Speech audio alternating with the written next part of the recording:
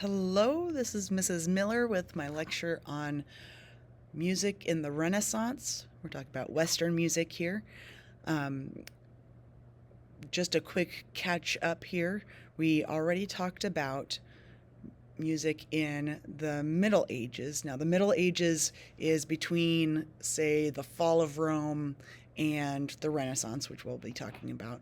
And during that time, everyone was too busy dying, basically, to focus much on the arts.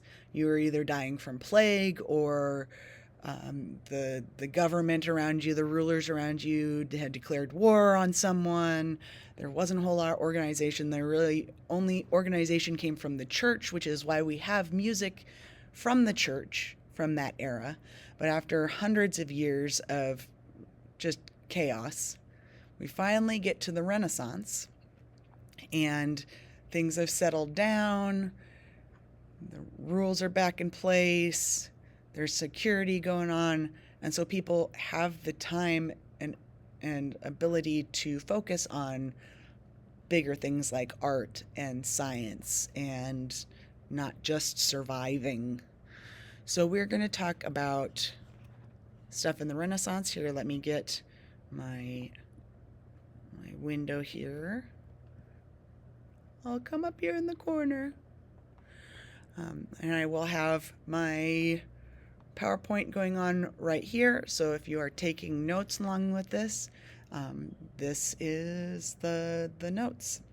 So it's the Age of Enlightenment. No, instead of being able to just focus on surviving, we can actually think about new things. So we have Renaissance, which means new birth. It's like society is born again because it went so crazy before. Okay, so you have ancient Greek and Roman writings, which were rediscovered and started a new interest in learning. So all these Greek and Roman stuff that were lost when Rome fell, because you had everyone coming in, invading and destroying everything. All this stuff was rediscovered, and everyone said, oh, yeah, we had a lot of really cool stuff back then. And we had a lot of great philosophy and a lot of great art and all these cool things. So they said, oh, okay, let's get back to learning things now that we're not worried about our lives ending. Well, maybe not as much. But now we can focus on some of these cool new things. Like we have some really important inventions. You have the printing press, you have the compass, you have the telescope. The printing press is a big deal because suddenly now everyone can have something printed. Before this point, if you wanted a bunch of copies of something, you had to write it out by hand over and over again, and that was super expensive and labor intensive. We come around with the printing press, and yeah, it might take you some time to set the letters up in the first place, but once you've got it all set up, you can make as many copies as you want, and you can spread that out as far as you want. So all these new ideas that people are having, they're able to share with a larger group of people.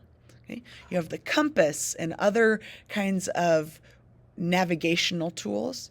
This is why during this time we start having people going out and sailing all over the world, because they have the tools that they need to be able to navigate the ocean and other places so they don't get lost in the middle of the Atlantic.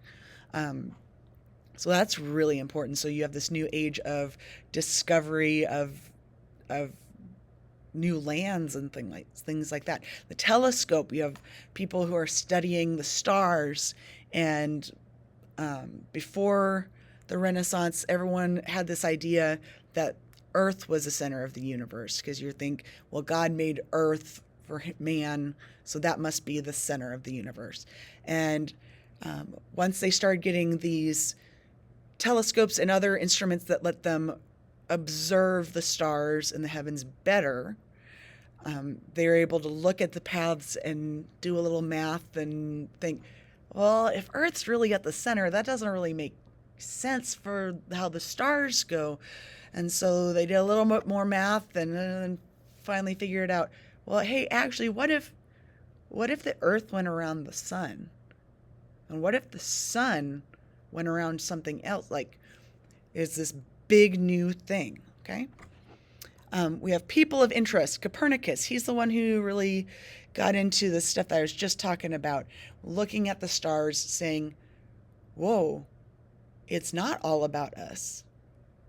There's this whole universe outside of what we see on Earth, and things that are orbiting around other things, and suddenly all these things that they'd been observing just with their naked eyes and then with the telescopes started to make a lot more sense.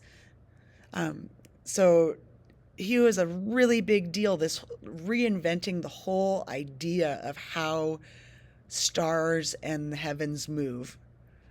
Then you have Leonardo da Vinci, who was an artist. He was an engineer. He had lots of designs for different things. We'd call him a polymath, which means that he's really good at a bunch of different things, right? You have Michelangelo, who did the Sistine Chapel. We have all this beautiful art. You might notice a pattern here. We have Leonardo and Michelangelo. If you remember your Ninja Turtles, we also have Raphael and Donatello. All of the Ninja Turtles are Renaissance artists. So that is where that comes from. Cool. So Michelangelo was a big artist in this time, made some of the most influential pieces of artwork in Western history. Right? You have Shakespeare, who's writing during this time, who is one of the most influential writers in English history. You have Romeo and Juliet, and you have Much Ado About Nothing, and Midsummer Night's Dream, and Macbeth, and Hamlet, and all of these cultural touchstones that we have that everybody learns. We had Martin Luther. Now, he was important because if we looked here, up until this point, the church had been this kind of anchor during the Middle Ages when the governments were all crazy. And so whatever the Catholic Church said was truth, because that was what everyone was hanging on to. That's all they had. It was like, okay, we have the church and they're going to keep us together, okay? Martin Luther comes around and he is looking at some of the stuff that the church is saying and some of the stuff that the church is doing, and seeing some of those things don't quite match. And he's reading the Bible and he's saying, well, that's not what the Bible says.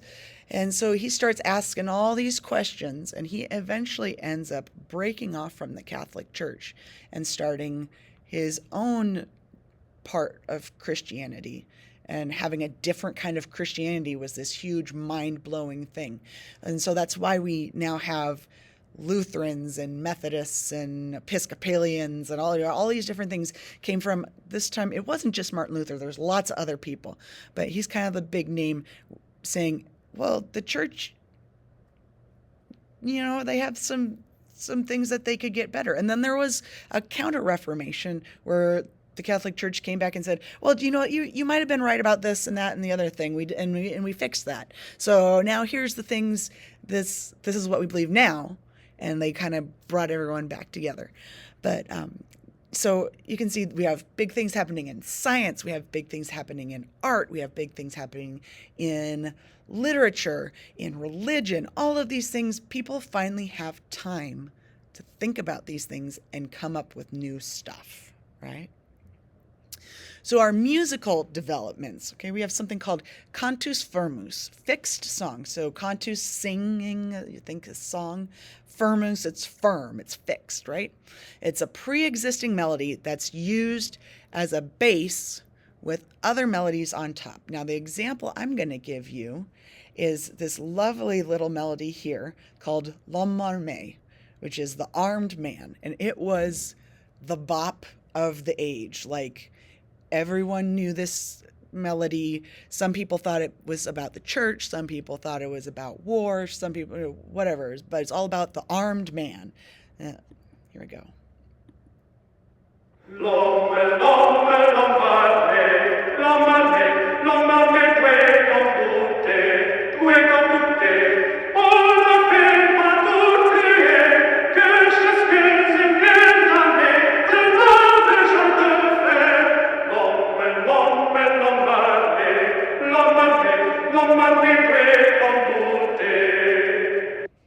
So that was a melody that was all widespread out throughout Europe. Everyone knew that one. Okay.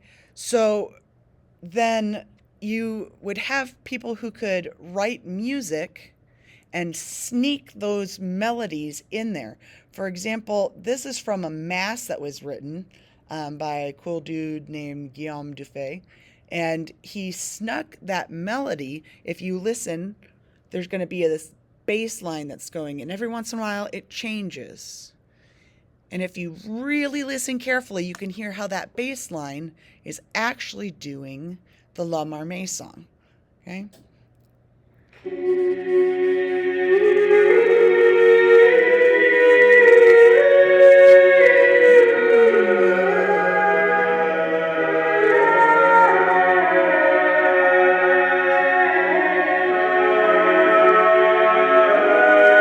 So if you're listening, that's a, oops, nope, stop, there.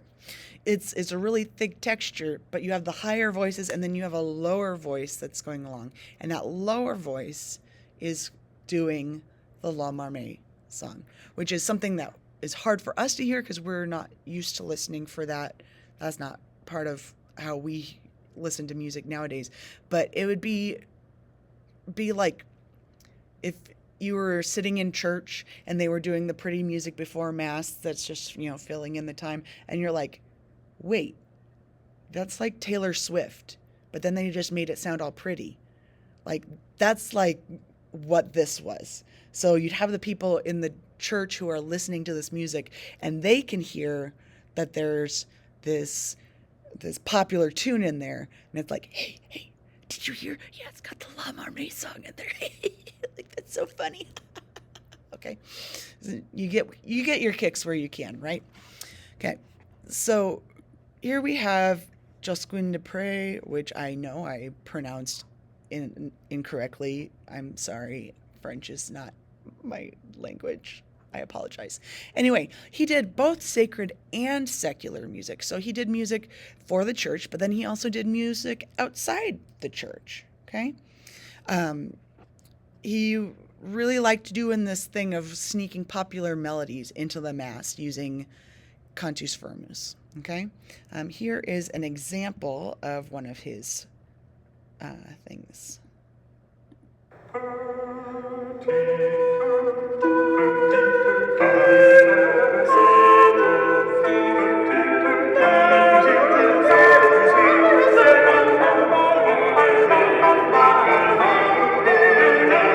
Now you can hear there's a lot of different things going on, which means that it's hard to understand what they're saying. It's super hard for me because it's in Frenchish, but even if I spoke French really well, it's hard to hear because everyone's moving and everything at the same time. So it's hard to understand what they're saying when they're doing it.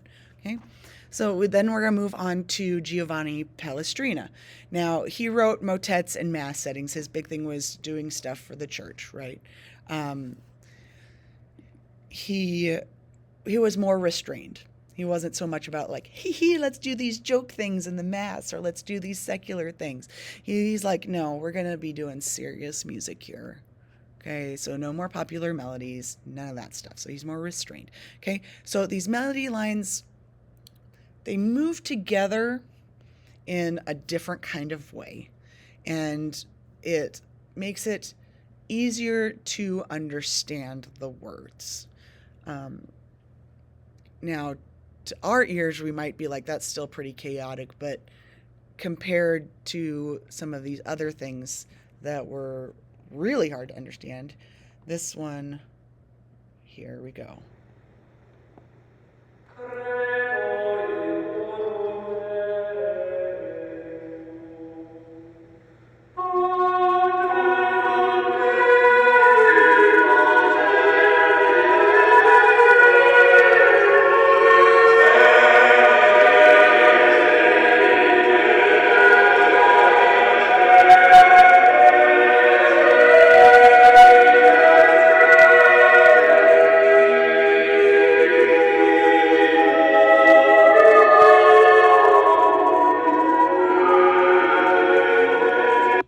So you have more voices moving together than previously. Okay. I love Palestrina. I love singing Palestrina. I love being in a choir when we're doing it. It's one of my favorites. So this style that he did, it was the standard for centuries, and even composers like Mozart and Beethoven and Brahms, which we'll talk about in later lecture videos, they studied it, and it was a style. These days, if you go and learn music theory and you ask, why is it that way? They're going to say, that's because Bach did it that way, which is not very satisfying, but that's the answer. And back in times before Bach, if you asked, why do we write music this way? They'd say, because Palestrina wrote it this way. And that's just, so he made the rules. That's how it was. So it was like that for hundreds of years, was just Palestrina did it that way, and so that's the way we're going to do it.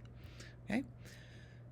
So let's move on to madrigals. So finally we're into secular songs that are just, they're not having to do with the church, okay?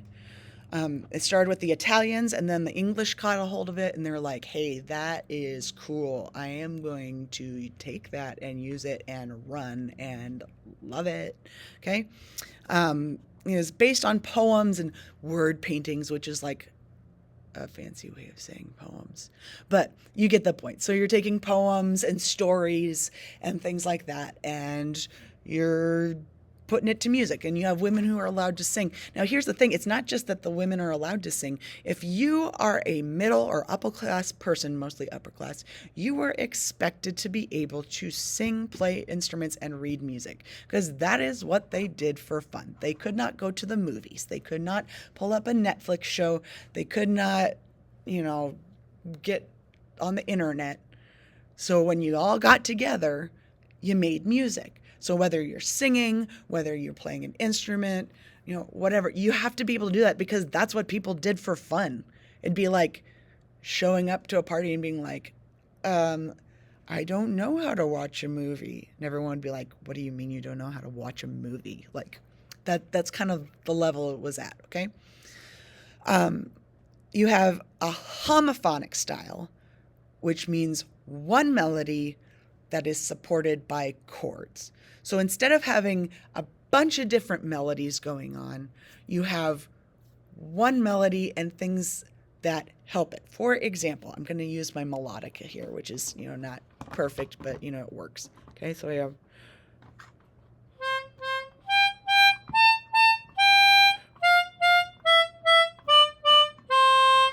That would be monophonic, right? Because you have one melody. Okay, now if we did...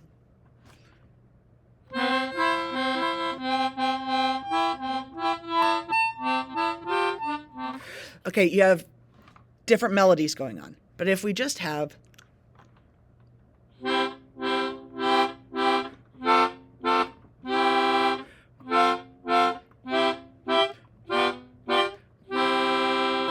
There you have one melody, and then there's chords underneath it that support it, right? And that's what we're used to. That's what our Western ear is used to, having a melody and things that support the melody instead of having lots of melodies. But so here's our Italian madrigal that we have. Marco Maria cara, mi folle canzone. Marco Maria cara, mi folle canzone. Canta sotto finestra, anzi un buon compagno. Dom dom dom, di di di dom dom dom dom dom. So you hear their words are all matching up. There's a melody, and then they're creating chords underneath that, okay?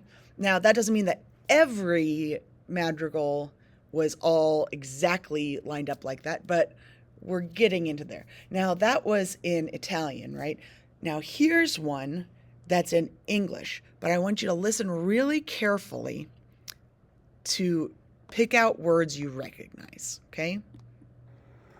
Since Robin Hood made Maria and little John, the Holy Ghost was wise for us when kept in God's alone. Since Robin Hood made Maria and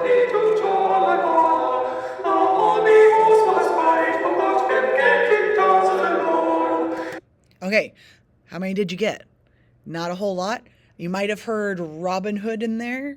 The thing is there was a big vowel shift in English. So if you saw this written down, it would still be kind of hard to read because they spelled things different too.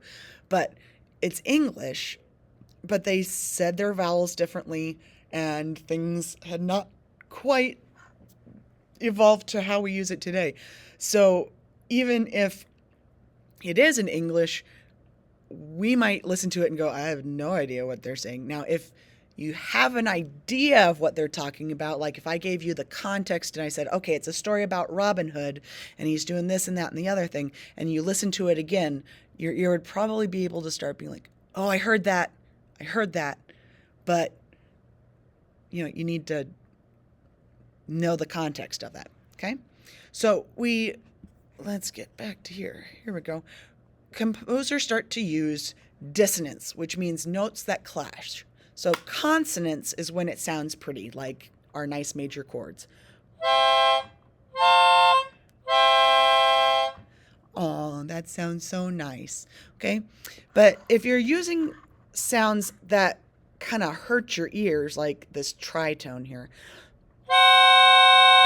ooh, our ears don't like that. Our ears say, oh, I want a perfect fourth or a perfect fifth. I don't want in between. Okay. And that, some people even called it the devil's interval, right? Same thing with like any seconds that you have, like, our brains are like, I don't like it. No. Okay. But the thing is, if you use those, then when you resolve it to something that's nicer, then that makes the nice thing seem even nicer than it did before. So let's hear this tritone resolve here. Oh, wasn't that nice? Ew.